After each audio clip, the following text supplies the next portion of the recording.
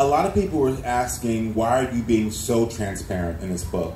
And the reason being was because of all of you. I think too often, society tells us that we have to put on this veneer that everything is okay, that we're fine, that I'm great, you know what I mean? Like, oh yeah, sure, no, I'm okay. Like, if you start expressing what's happening with you, that somehow you're the downer, or that, I mean, and I just think it's wrong. We don't talk about our mental health enough.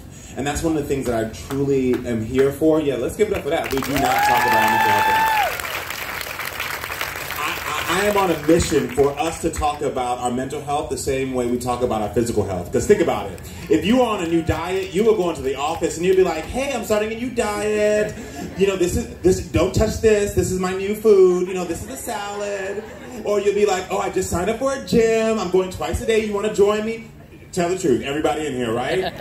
But if you're feeling sad, you're feeling anxiety, you're feeling lost, you're feeling scared about life, you clam up.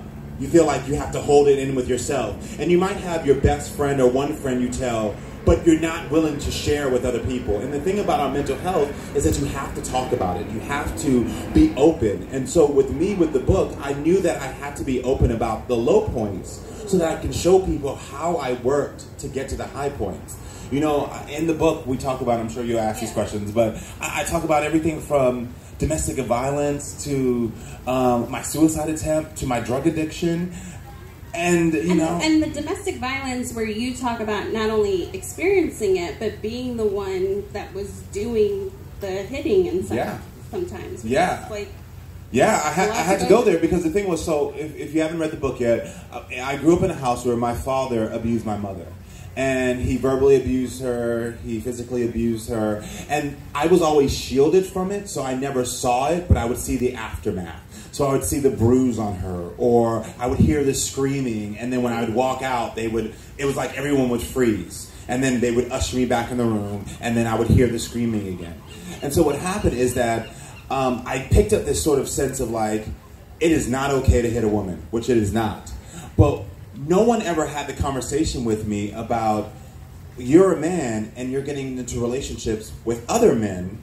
How do you handle that? Because society, we tell men, it's not okay to hit women, but I'm a gay man. So no one was giving me the tools for that. And the thing that I talk about in the book is that domestic violence, especially in gay and lesbian relationships and trans relationships, are higher than straight relationships because no one is talking about it. Their police and firefighters and nurses aren't trained like they should be when it comes to domestic violence between same-sex couples. And the reason I shared that was to show, yeah, I knew better than to hit a woman, but no one taught me not to hit a man. And though I should have known that, society said, oh, it's two guys, that's what they're supposed to do. They're supposed to fight. It's okay if they fight.